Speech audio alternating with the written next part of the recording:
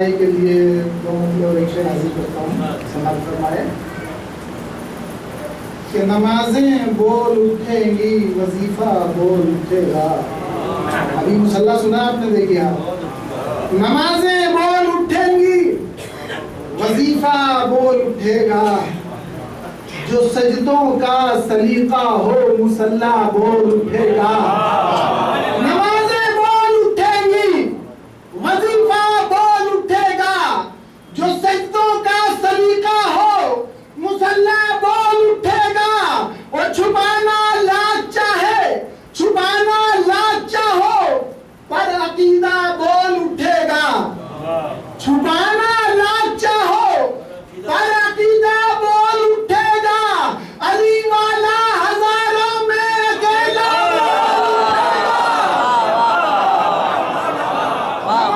بول اٹھے گی، وظیفہ بول اٹھے گا. وہ شعر حاضر کر رہا ہوں جس کے لیے میں نے مطلب کے دو شعر پڑھے. سماعت فرمائے. نمازیں بول اٹھیں گی وظیفہ بول اٹھے گا، جو سجدوں کا سلیقہ ہو مصلی بول اٹھے گا.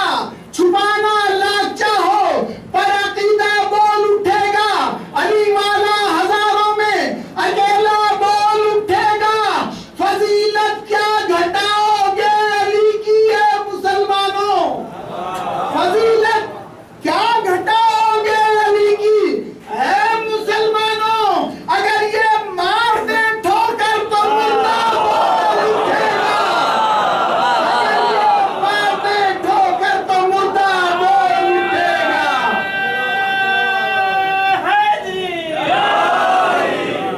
آئیے حضرات، انہی اشعار کے ساتھ ہم گزارش گزار ہیں عزت مآب علی جناب مولانا ندیم رضا ولا صاحب ہاپوڑ کی خدمت میں کہ آپ سے منبر ہو کہ اپنے بصیرت افروز بیان سے مومنین کے قلوب کو منور فرمائے.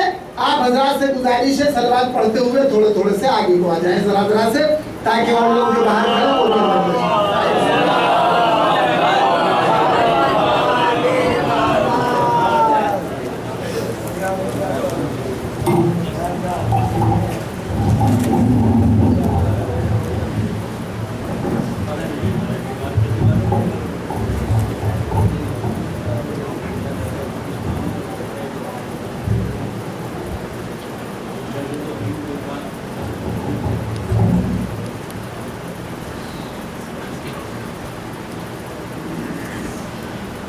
حضرت سے گزارش ہے کہ ایک مرتبہ سورہ حمد اور 3 مرتبہ سورہ توحید کی تلاوت فرما کر سید بدر الحسن ابن سید اختر حسین کی ترجمہ کیے.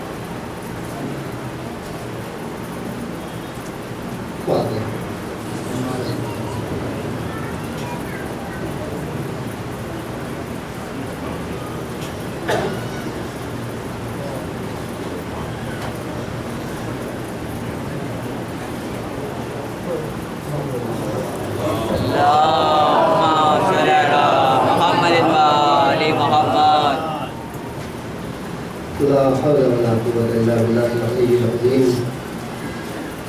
أعوذ بالله من الشيطان اللعين الرجيم. بسم الله الرحمن الرحيم. الحمد لله الذي هدانا لهذا وما كنا لنهتدي لولا أن هدانا الله. لقد جاءت رسل ربنا بالحق.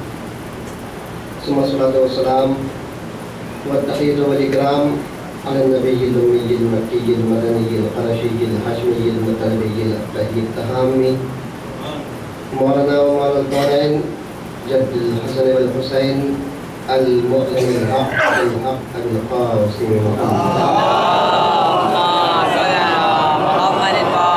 محمد وعلى أهل بيته الطيبين الطاهرين الغر الميامين المعصومين المظلومين المنتخبين المنتجبين ولعنة الله الدائمة الباقية على أعدائهم وقتلتهم وغاصب حقوقهم ومنكري فضائلهم وطهارتهم ومصائبهم والمنحرفين عنهم والشاكين فيهم أجمعين من الآن إلى قيام يوم الدين آمين يا رب العالمين. أما بعد فقد قال رسول الله صلى الله عليه وآله وسلم بسم الله الرحمن الرحيم مثل أهل بيتي كمثل سفينة نوح من ركبها فنجا ومن تخلف عنها فغرق وهوى. درود الشكر مزيد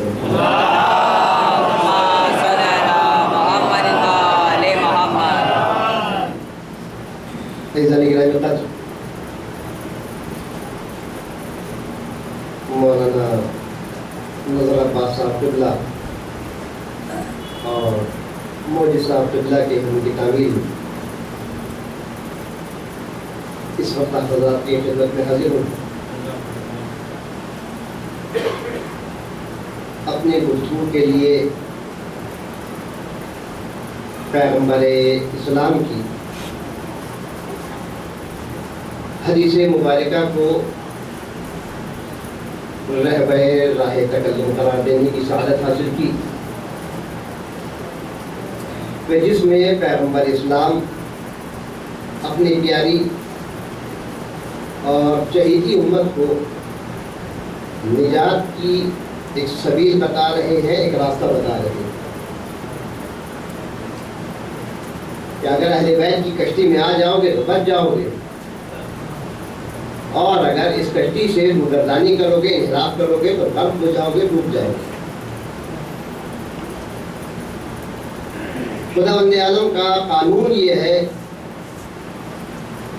کہ اس نے دنیا میں بہت سی بیماریوں کو بھیجا ہے، لیکن اس کا قانون، اس کا عدل یہ ہے دنیا میں بیماری اس وقت تک نہیں آتی جب تک اس کا علاج پیدا نہ کر دیا گیا ہو.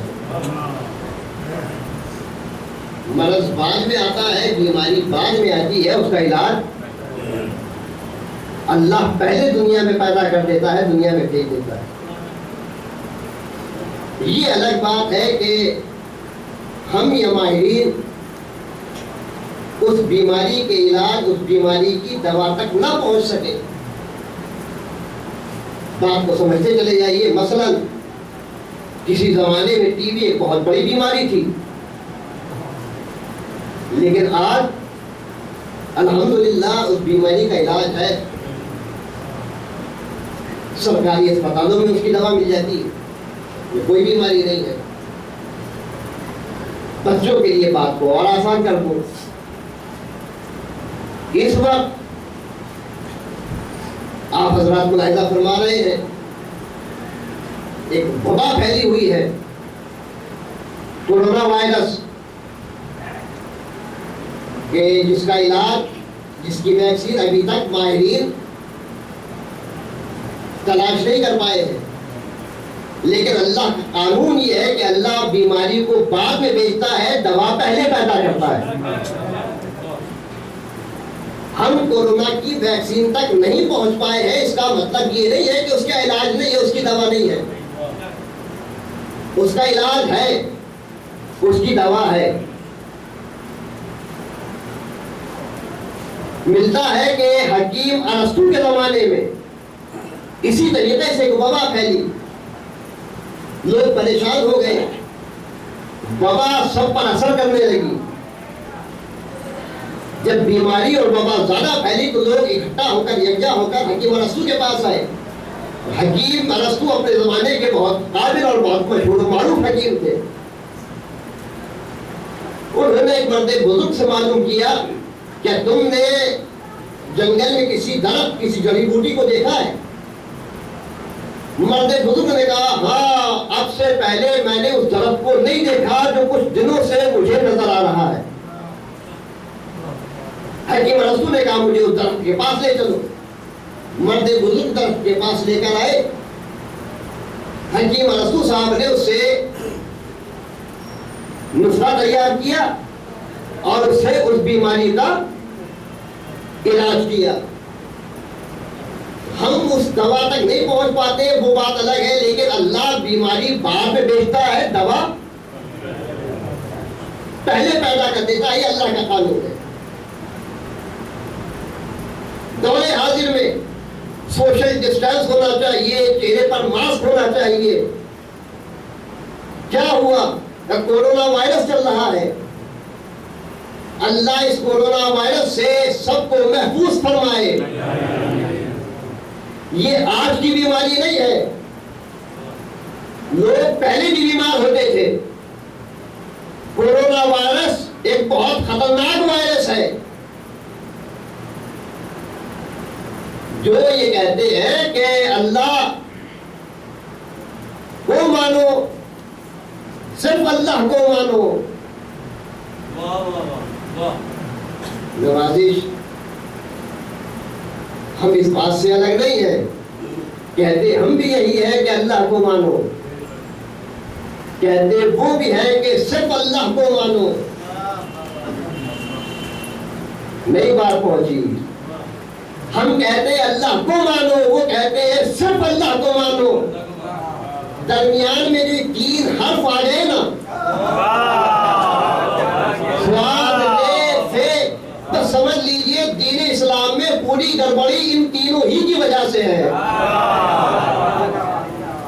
انہوں نے اہل بیت کی مخالفت میں، اہل بیت کی عداوت میں کہنا شروع کر دیا صرف اللہ کو مانو۔ دراصل یہ مریض ہے، انہیں بیماری ہو گئی ہے۔ آپ کہیں کون سی بیماری؟ میں کہتا ہوں انہیں اہل بیت کی عداوت کا کورونا وائرس ہو گیا ہے۔ یہ سب عداوت اہل بیت کے کورونا وائرس کی بیماری میں گرفتار ہے۔ اب انہیں عداوت اہل بیت کا کورونا ہو گیا ہے تو اب 2 کنڈیشن ہے، آپ دیکھ رہے ہیں، یا تو کورونا وائرس سے آدمی مر جاتا ہے، اگر عداوت اہل بیت کے کورونا سے مر گئے تو کوئی علاج نہیں، لیکن اگر بات کوارنٹائن تک ہے تو علاج ممکن ہے۔ آپ کہیے کیا علاج ہے؟ کہ اللہ کا قانون یہ ہے، اللہ بیماری کو بعد میں بھیجتا ہے، علاج پہلے بھیج دیتا ہے۔ عداوت اہل بیت کا کورونا بعد میں آیا ہے، ذکر اہل بیت کی ویکسین پہلے بن چکی ہے۔ جس کو عداوت اہل بیت کا کورونا ہو گیا ہے، مجلس میں آنا شروع کر دے، جیسے جیسے ذکر اہل بیت کی ویکسین جائے گی کورونا ٹھیک ہو جائے گا۔ صلوات ارشاد فرما دے گا محمد۔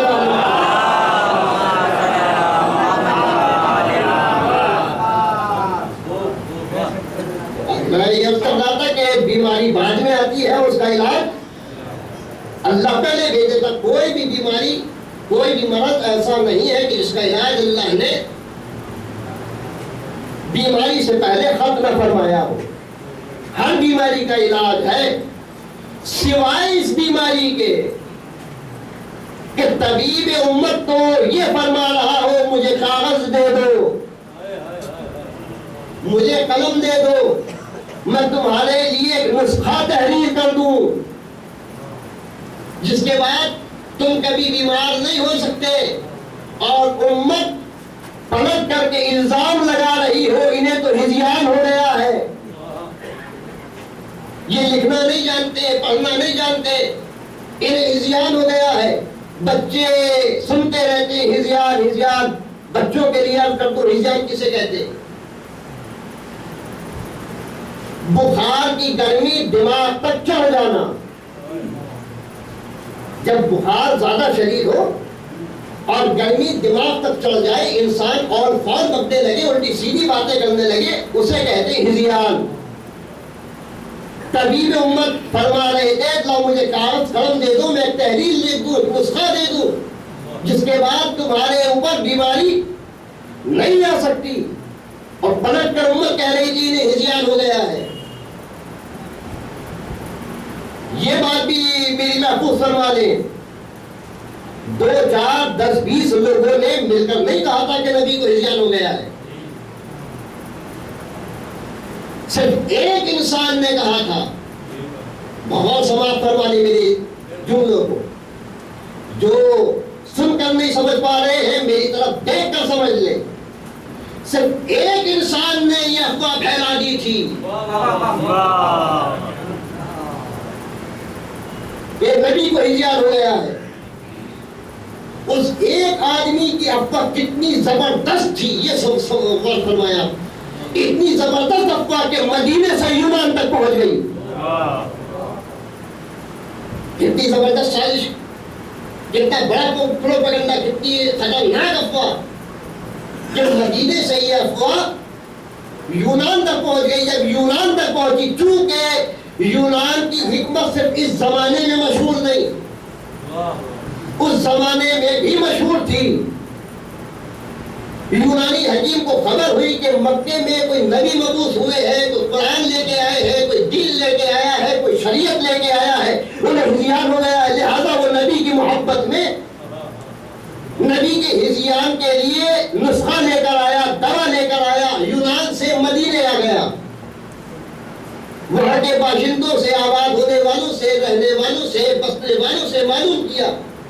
میں نے سنا ہے یہاں کوئی نبی مبعوث ہوئے ہیں، کوئی قرآن لے کے آیا ہے، کوئی دین لے کے آیا ہے، کوئی شریعت لے کے آیا ہے. کہاں نبی آئے تو تھے، آئے تو تھے. کیا مطلب؟ کا مطلب یہ کہ وہ اب وفات پا گئے.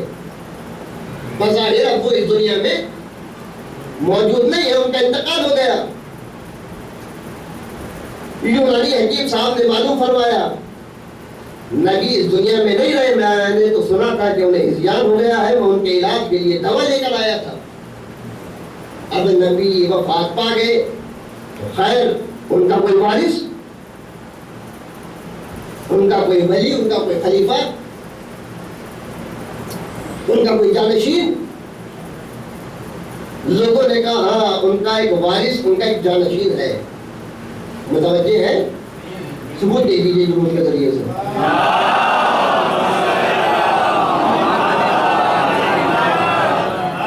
مجھے احساس ہو کہ یقیناً آپ نے ثبوت دیا.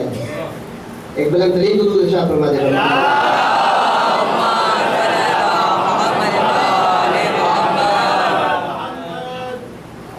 کوئی وارث ہے، کوئی جانشین مصطفیٰ ہے؟ لوگوں نے کہا ہاں ہے. تو مجھے لے کے چلو. مدینے کے باشندوں نے حکیم صاحب کا ہاتھ پکڑا اور ایک جگہ پر حکیم صاحب کو لے کر آ گئے. حکیم صاحب نے معلوم کیا یہ تو دربار ہے، یہاں کون ہے جانشین مصطفیٰ، کون ہے رسول نبی کا وارث؟ تو جو سامنے سے رسیدہ ہیں، جو سامنے بزرگ ہیں، جو محظوظ نہیں ہو رہے اب محظوظ ہوں گے. ایک لفظ کا اضافہ کر رہا ہوں. سامنے جو بزرگ ہیں، جو سن رسیدہ ہیں، وہ جو سامنے عمر دراز ہے،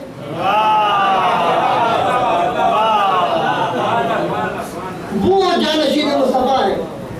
حکیم صاحب نے دیکھا، نہ کوئی سوال کیا، نہ کچھ پوچھا، نہ کچھ معلوم کیا، نہ کچھ کہا، نہ سنا. اور دیکھ کر کہا وہ سامنے بزرگ ہے، سن رسیدہ ہے، عمر دراز ہے، ضعیف العمر ہے، یہ جانشین مصطفیٰ ہے. کہاں یہ جانشین مصطفیٰ ہے. حکیم صاحب نے دیکھا اور دیکھ کر کے کہا یہ جانشین رسول نہیں ہے. میں کچھ کہہ رہا ہوں، آپ تو میرا یہ پہلا سابقہ ہے. مولوی صاحب مجھے بخوبی جانتے ہیں ماشاءاللہ، انشاءاللہ لطف آئے گا. چہرہ دیکھ کے کہا، کچھ کہا نہیں، کچھ سنا نہیں، کچھ معلوم نہیں کیا، کچھ پوچھا نہیں، صرف دیکھا اور دیکھ کر کے کہا یہ جانشین مصطفیٰ نہیں ہے. کیسے پہچانا؟ کہ چہرہ دیکھ کر کے پہچانا. اس کا مطلب یہ ہے جانشین مصطفیٰ کا چہرہ اور ہوتا ہے، اسی کو قرآن کی زبان میں وجہ اللہ کہا جاتا ہے۔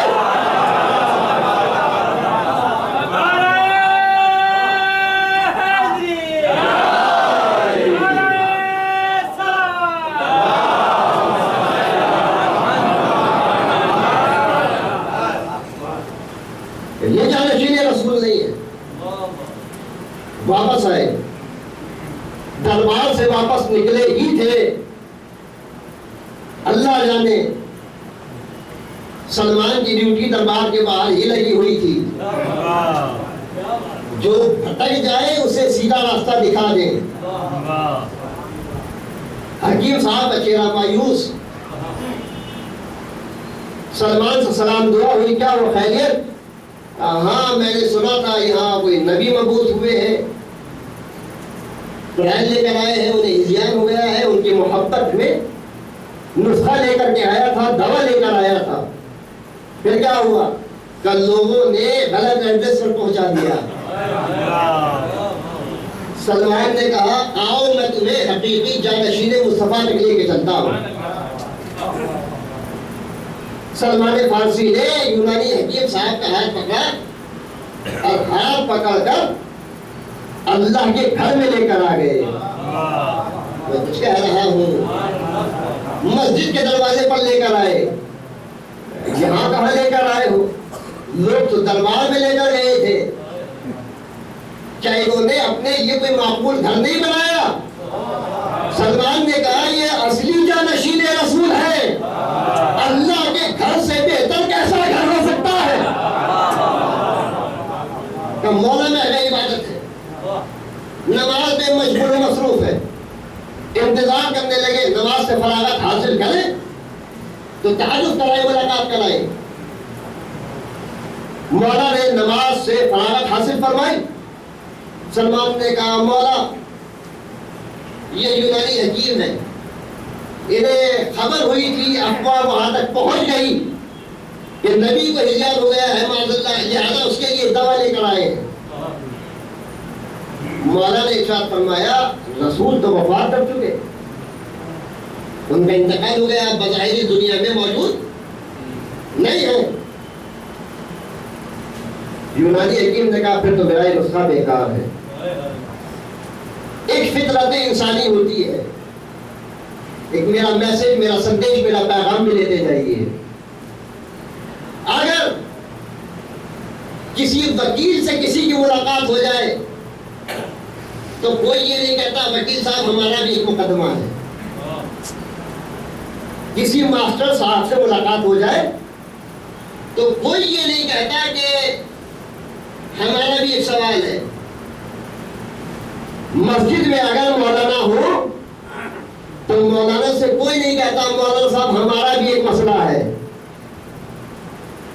میں کچھ کہہ گیا، بستی کا عالم شکایت کرے گا، قرآن شکایت کرے گا، مسجد شکایت کرے گی، اور فرمانے ہم سوال کب کریں گے کہ جب کوئی عشرے میں آئے گا، کوئی مجلس میں آئے گا تو نئے نئے سوال لے کر آئیں گے اپنی قابلیت دکھانے کے لیے، لیکن جو موجودہ مولانا ہے ان سے کوئی سوال نہیں کرے گا۔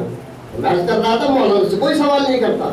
ہاں اگر ڈاکٹر سے ملاقات ہو جائے تو اچھا خاصا صحت مند انسان بھی کہتا ہے ڈاکٹر صاحب ذرا ہمیں بھی چیک کر لیجیے، کوئی بیماری نہیں ہے پھر بھی کہتا ہے ہمیں بھی دیکھ لیجیے۔ یہ فطرت انسانی ہے۔ ہو سکتا ہے فطرت انسانی کے تحت مولا نے فرمایا ہو حکیم صاحب رسول تک وفات پا چکے ہیں، اگر آپ یونانی حکیم ہیں تو مجھے چیک کر لیجیے، مجھے دیکھ لیجیے، میرے اندر تو کوئی بیماری نہیں ہے۔ یونانی حکیم نے مولا کو دیکھا، مولا کو دیکھ کر فرمایا آپ بیمار ہیں۔ مولا نے کہا کیا کہتے ہو؟ ہاں یا علی آپ بیمار ہیں، آپ کو بیماری ہے۔ مولا نے فرمایا مجھے کیا بیماری ہے؟ حکیم نے کہا آپ کے اندر سفرے کی زیادتی ہے۔ بات پہنچی بھی حکمت کی زبان میں حضرت صاحب تشریف فرمائے، یہ حکمت سے بھی واقعات رکھتے ہیں، ماشاءاللہ مولوی صاحب حکمت سے واقعات رکھتے ہیں۔ 4 چیزیں ہوتی ہیں نا حکمت کے زبان میں، جنہیں اخلاق اربع کہا جاتا ہے: سفرا، سودا، بلغم، خون. چاروں چیزوں کو محفوظ فرما لیجیے بالترتیب. پہلا بولیے سفرا، دوسرا سودا، تیسرا بلغم، چوتھا خون. انہیں اخلاق اربع کہا جاتا ہے حکمت کی لینگویج، حکمت کی اصطلاح، حکمت کی زبان میں. ان چاروں چیزوں میں سے اگر کوئی کم ہو جائے یا زیادہ ہو جائے تو انسان کی بیماری کا باعث بنتا ہے. یہ میری خطابت نہیں ہے، میری ذاکری نہیں ہے، یہ حقیقت ہے، طب کی حکمت کی سچائی ہے. میں کیا کروں؟ ان چاروں میں پہلے والے تینوں بیکار ہیں. پہلا ہے تو نکال دینے کے لائق، کچھ کہہ رہا ہوں. دوسرا ہے تو جلا دینے کے لائق، چاہے ہر سال جلانا پڑے. تیسرا ہے تو کوڑے پہ پھینک دینے کے لائق، چاہے لاش 3 دن تک سڑتی رہے بلغم کی. چوتھا ہے تو اپنا لینے کے لائق، خون چاہے جتنا زیادہ ہو جائے. کوئی نہیں کہتا کہ ہمارے اندر خون زیادہ ہو گیا ہے نکال لیا جائے. ہاں خون نکلے گا، کب نکلے گا؟ نام حسین پر نکلے گا. صلوات ارشاد فرما دے بل محمد.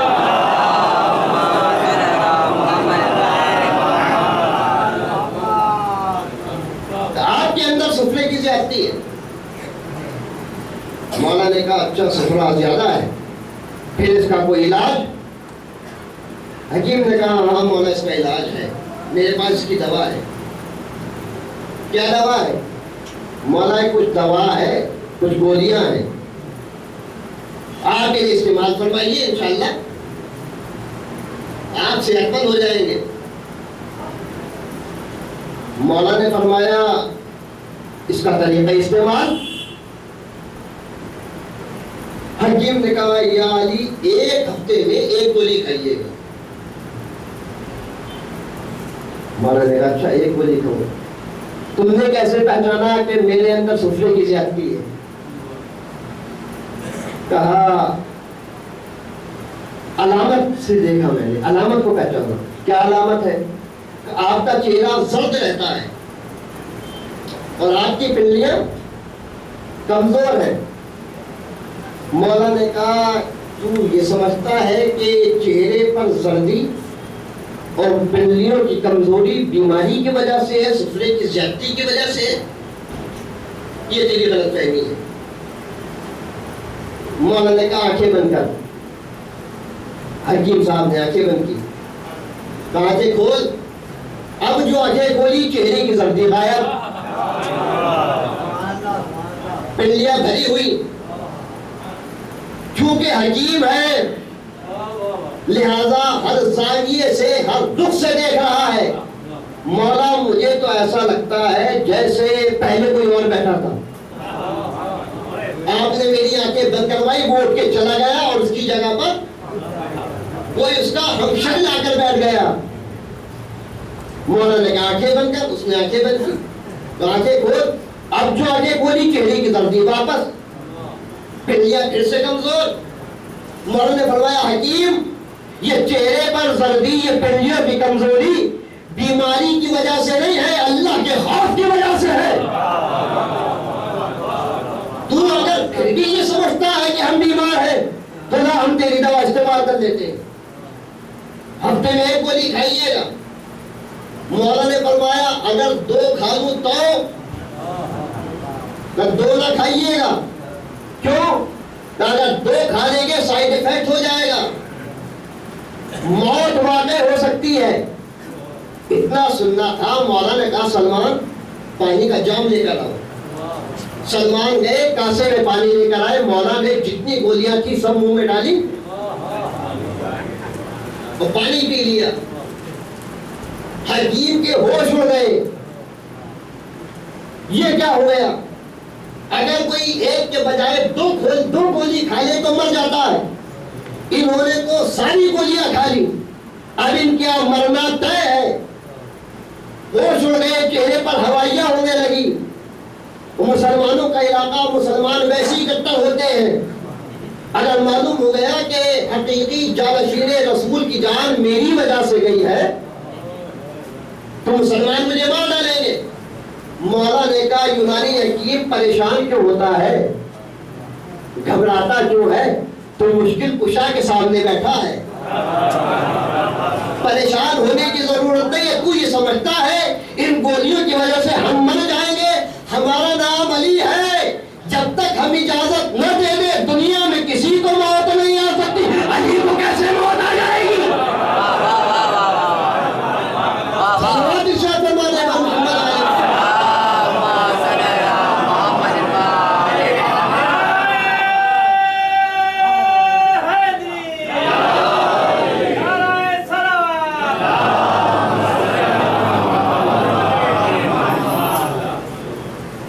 علی کو موت نہیں آ سکتی، علی کی اجازت کے بغیر دنیا میں کسی کو موت نہیں آتی۔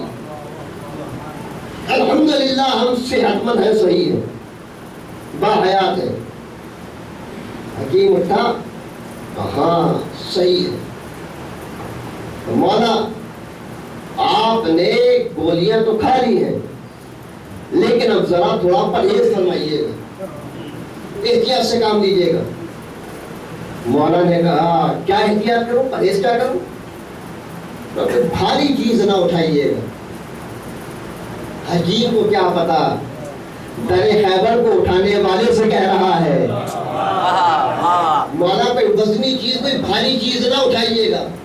اتنا سننا تھا، مولا نے ہاتھ بڑھایا، مسجد کی دیوار جو تھی اپنے ہاتھ پہ اٹھا لی، اور روایت کے الفاظ یہ ہیں مسجد کی دیوار سے سٹے ہوئے لگا ہوا جو مکان تھا مسجد کی دیوار کے ساتھ ساتھ علی کے ہاتھ پہ بلند ہو گیا۔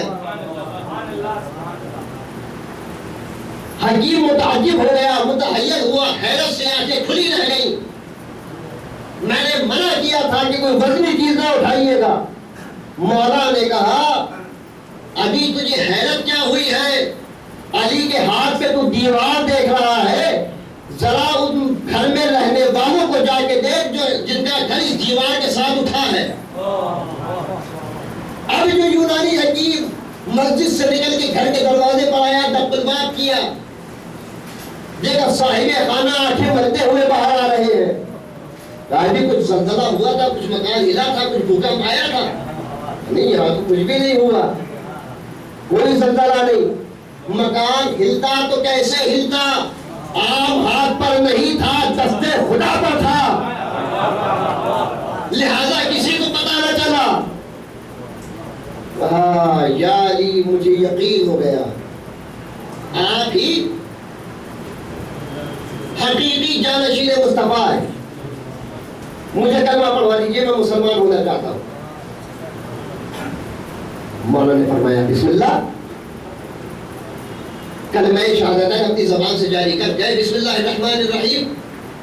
حکیم نے کہا بسم اللہ الرحمن الرحیم، گئے اپنی زبان سے لا الہ الا اللہ۔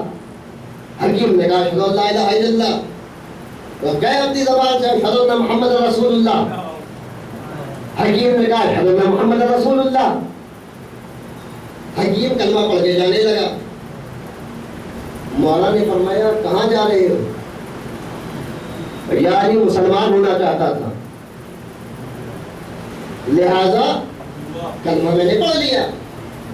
مولا نے کہا کلمہ تو نے ابھی مکمل کہاں پڑھا ہے؟ اللہ کے رسول مسلمانوں سے تو میں نے یہی کلمہ سنا ہے۔ مولا نے فرمایا یہ مکمل کلمہ نہیں ہے، ابھی تو علی ولی اللہ زبان سے کہنا باقی ہے۔ علی ولی اللہ کو دنیا والوں نے کلمے سے نکال دیا۔ ہم سے کہتے ہیں آپ نے کلمے میں علی ولی اللہ کب سے بڑھایا؟ ہم سے نہ پوچھو ہم نے کب سے بڑھایا، ہمیں بتاؤ تم نے کب سے گھٹایا۔ ہم یہ کلمہ دعوت ذوالعشیرہ سے لائے ہیں، ہم یہ کلمہ میدان غدیر سے لائے ہیں، تم بتاؤ تم یہ لنگڑا کلمہ کہاں سے لائے ہو؟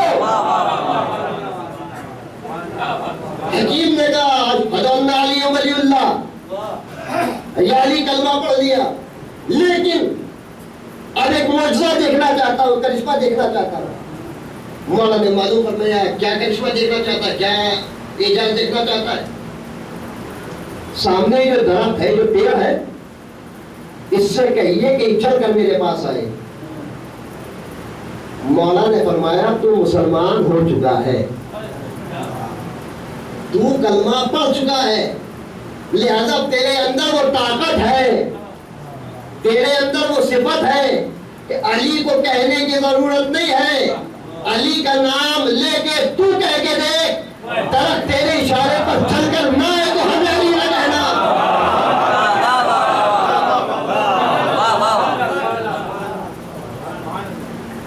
حکیم نے کہا درخت علی کا غلام تجھے حکم دیتا ہے چل کر میرے پاس آ۔ علی کے غلام کے حکم کی تعمیل میں درخت چل کر یونانی حکیم کے پاس آیا۔ حکیم نے کہا مولا اس سے کہیے واپس اپنی جگہ چلا جائے۔ مولا نے کہا مجھے کہنے کی ضرورت نہیں ہے، میرا نام لے کے تو کہہ دے، درخت واپس چلا جائے گا۔ حکیم نے کہا یونانی حکیم نے کہا درخت علی کا غلام تجھے حکم دیتا ہے واپس اپنی جگہ چلا جا۔ درخت واپس اپنی جگہ چلا گیا، لیکن چونکہ حکیم ہے اور حکیم بھی معمولی حکیم نہیں ہے، یونانی حکیم ہے، ہر نظر سے دیکھ رہا ہے کہیں نظر بندی تو نہیں۔ مولا ایسے نہیں، پھر کیسے؟ کہیں درخت سے کہیے کہ یہ زمین سے اپنی جڑیں باہر نکالے، زمین سے باہر نکل کر جڑوں کو چھوڑ کر چل کر میرے پاس آئے۔ مولا نے کہا درخت سے کہہ دے جڑیں چھوڑ چل کر میرے پاس آ۔ حکیم نے کہا درخت چھوڑ اور چل کر میرے پاس آ۔ یونانی حکیم کے حکم کی تعمیل میں درخت نے زمین سے اپنی جڑوں کو چھوڑا اور چل کر حکیم کے پاس آیا۔ مولا نے کہا حکیم معجزہ دیکھ لیا؟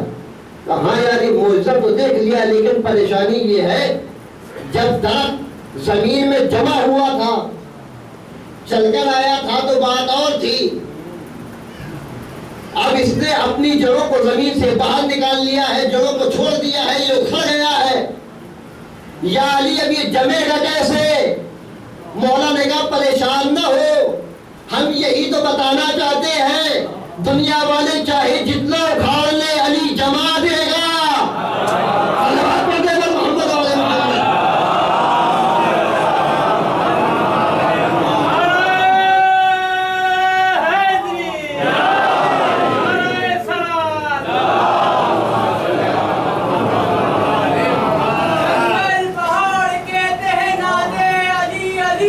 مشکل کا حل کرو میری مشکل کشا علی،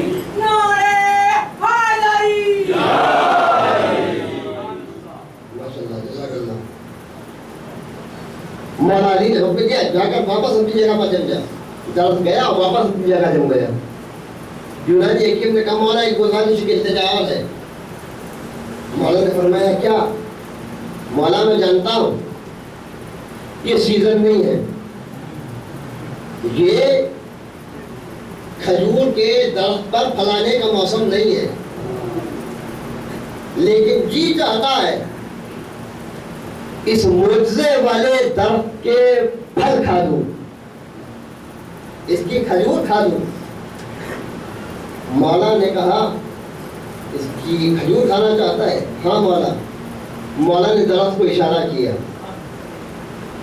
درخت سر سبز و شاداب ہوا، حالانکہ میں نے پڑھ دیا اور آپ حضرات نے سماعت فرما لیا، لیکن یہ نشین فرما لیجئے جسے میں اس منزل پر بیان نہیں کروں گا، کسی اور موقع پر میں پڑھا کرتا ہوں، اور جو بزرگ ہیں وہ بخوبی جانتے ہیں یہ کوئی عام امرود کا درخت نہیں ہے، یہ کھجور کا درخت ہے۔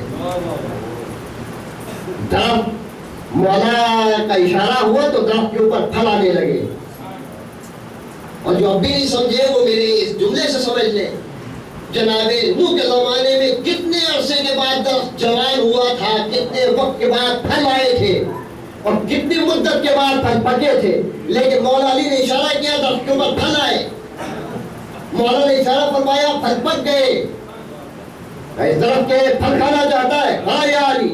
مولا نے درخت کو اشارہ کیا، درخت نے جھک کر مولا علی کو سلامی دی۔ مجھے نہیں پتا کتنا حسین کتنا خوبصورت منظر ہوگا جب معجزے والے درخت نے جھک کر علی کو سلام کیا ہوگا۔ درخت نے سلامی دی، مولا علی نے ہاتھ بڑھا کر کھجوروں کو توڑا، کھجوریں لے کر مولا نے یونانی حکیم کے ہاتھ پر رکھ دی۔ یونانی حکیم نے بے موسم کھجور کے پھل کو دیکھا، بسم اللہ کہہ کر پہلا دانہ منہ میں رکھا، کبھی کھجور کی تعریف کرتا ہے، کبھی کھجور دینے والے کا قصیدہ پڑھتا ہے، کھجور کھا رہا ہے قصیدہ پڑھتا جاتا ہے۔ کھجور کھاتے کھاتے یونانی حکیم نے دیکھا علی نے جو ہاتھ بڑھا کر کھجوریں توڑی تھیں وہ تو مجھے دے دی، یہ علی کیا کھا رہے ہیں؟ یا علی جو آپ نے کھجوریں توڑی تھی وہ تو سب مجھے دے دی، آپ کیا روش فرما رہے ہیں؟ مولا علی نے فرمایا کیا کھانا چاہتا ہے؟ کہا ہاں یا علی میں دیکھنا چاہتا ہوں، کھانا چاہتا ہوں کہ آپ کیا روش فرما رہے ہیں؟ مولا علی نے مٹھی کھولی تو مولا علی کے ہاتھ میں کھجوریں، لیکن حکیم متحیر و متعجب ہوا، آشچریہ چکت رہ گیا یہ دیکھ کر کہ جو حکیم کے ہاتھ میں کھجوریں ہیں ان کا رنگ اور ہے، جو مولا علی کے دست مبارک پر کھجوریں ہیں اس کا رنگ اور ہے، جو حکیم کے پاس کھجوریں ہیں اس کا وہ رنگ ہے جو ہم لوگ دیکھتے ہیں، لیکن جو مولا علی کے ہاتھ میں کھجور ہے وہ سفید رنگ کی ہے۔ کہ یا علی یہ کیسی کھجور ہے؟ کھانا چاہتا ہے؟ ہاں یا علی کھانا چاہتا ہوں۔ مولا علی نے اپنے ہاتھ سے کھجور کا دانہ اٹھا کر یونانی حکیم کو دیا، حکیم نے کھجور کا دانہ منہ میں رکھا، نوش کرنے کے لیے منہ بند کیا، منہ تو بند ہوا مگر آنکھیں کھلی رہ گئی تعجب سے۔ مولا علی نے فرمایا کیا ہوا؟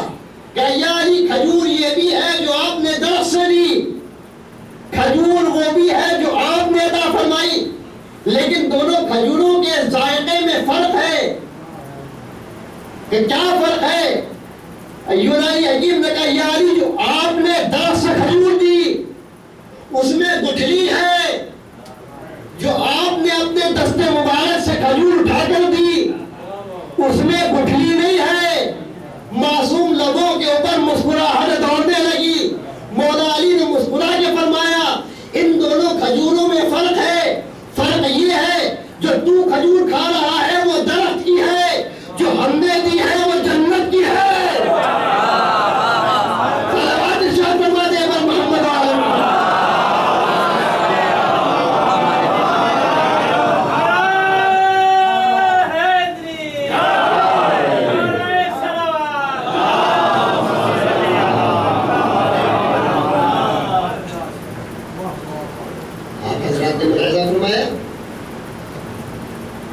کلمہ پڑھنے کے بعد یہ طاقت آ جاتی ہے کہ اگر انسان چاہے تو مولا علی کی عزت سے درخت کو چلا سکتا ہے، اجازت دکھا سکتا ہے۔ دو طریقے کے کلمہ پڑھنے والے آج بھی ہیں، اس زمانے میں بھی تھے۔ لا الہ الا اللہ محمد رسول اللہ بظاہر کہنے والے اس طرف بھی تھے، اور ادھر 72 وہ تھے جو علی ولی اللہ کہنے والے تھے، لیکن انہوں نے پیاسا رہنا تو گوارا کیا، جان کو قربان کر دینا تو گوارا سمجھا، مگر کلمے کی بقا کے لیے جان کو قربان کرنا ہے۔ بس ارباب اعظم میں نے ختم کی اپنی گفتگو، اور آپ حضرات متوجہ ہو گئے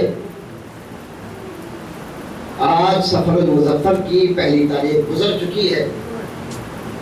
غالباً اس عشرہ اضحیٰ کی یہ 5ویں مجلس ہے.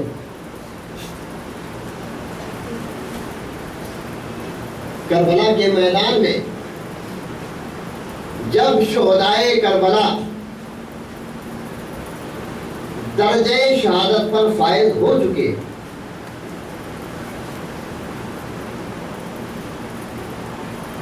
جہاں تک میں سمجھتا ہوں لب کوثر جا کر مولا علی کے دست مبارک سے جام کوثر پی لیا ہوگا. شہداء کی پیاس خاموش ہو گئی ہوگی. عزاداروں بڑا سخت جملہ ہے. شہدائے کربلا کی پیاس تو جام کوثر کے ذریعے سے بعد شہادت خاموش ہو گئی ہوگی, بجھ گئی ہوگی, لیکن سکینہ کی پیاس کا خاموش ہوئی ہے کوئی روایت نہیں بتاتی. سکینہ کب تک پیاسی رہی ہے کوئی تعریف بیان نہیں کرتی. سکینہ آج تک پیاسی ہے.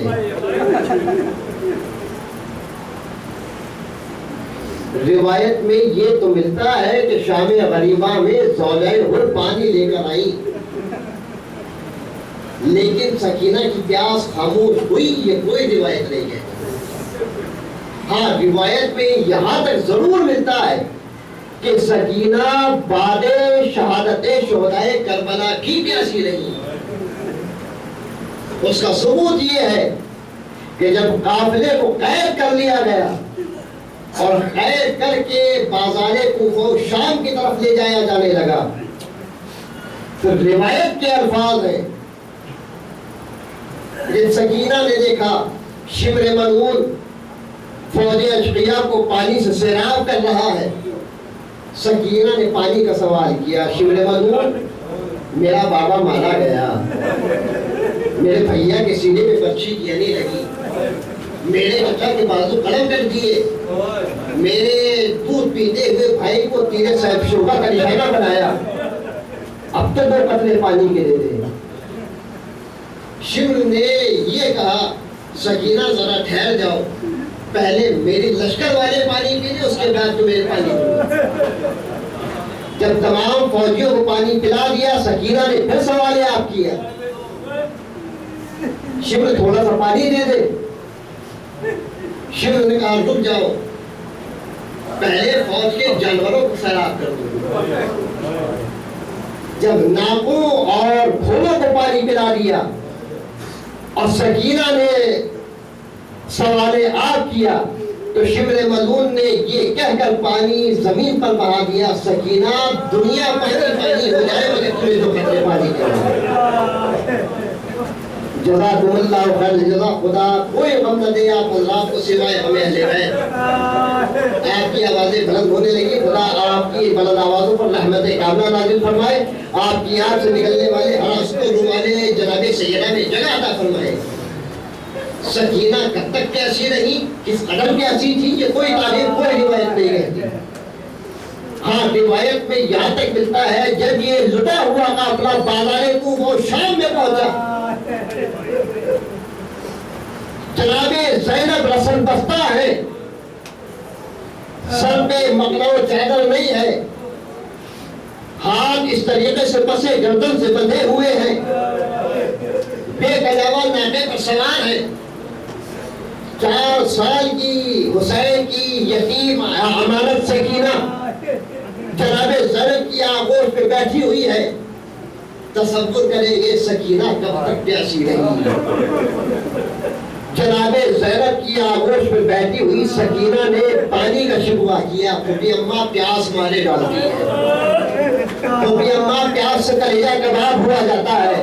الاتش ہائے پیاس, سکینہ کی الاتش کی آواز ایک بی بی نے سن لی.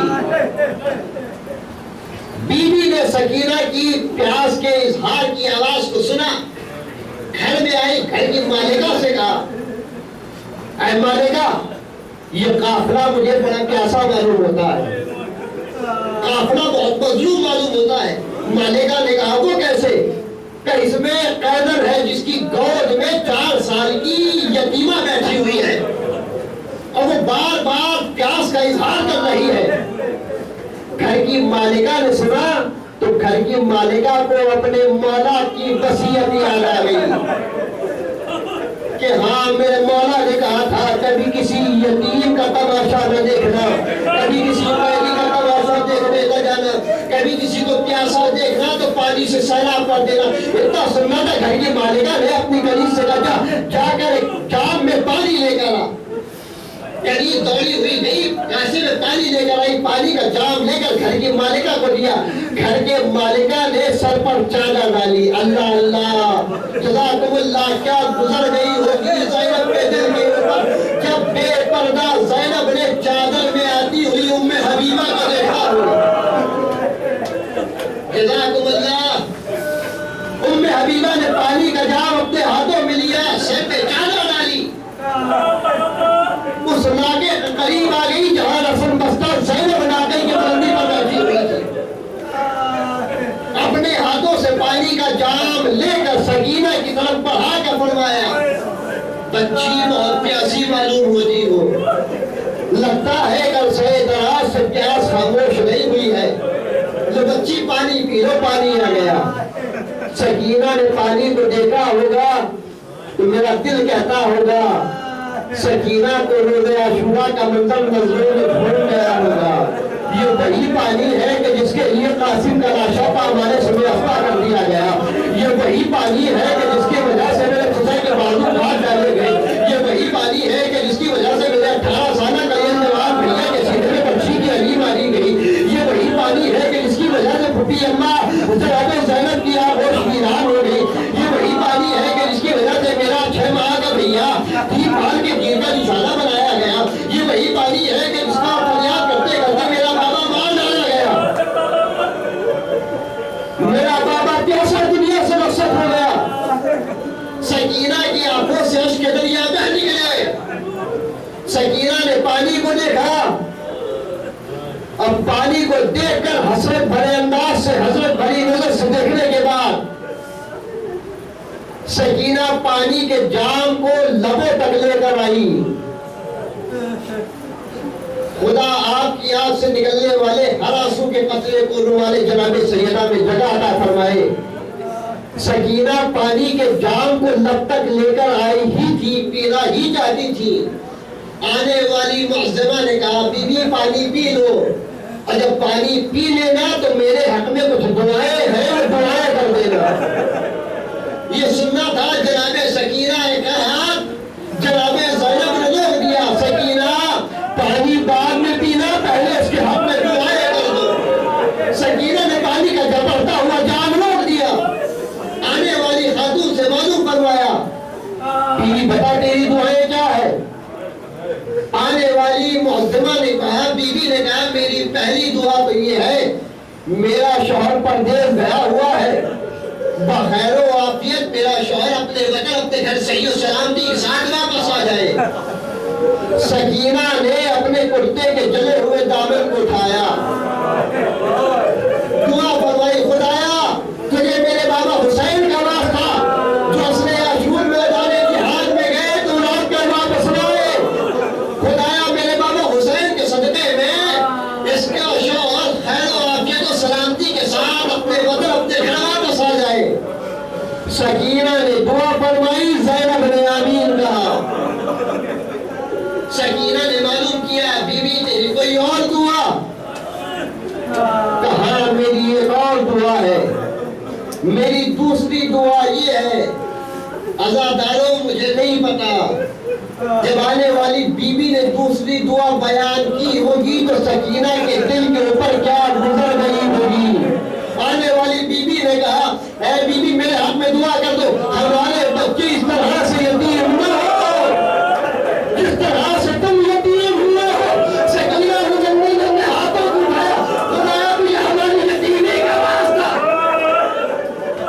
جزاکم اللہ جزاکم اللہ، اس کے بچے اس طرح سے یتیم نہ ہو جس طریقے سے ہم یتیم ہوئے ہیں۔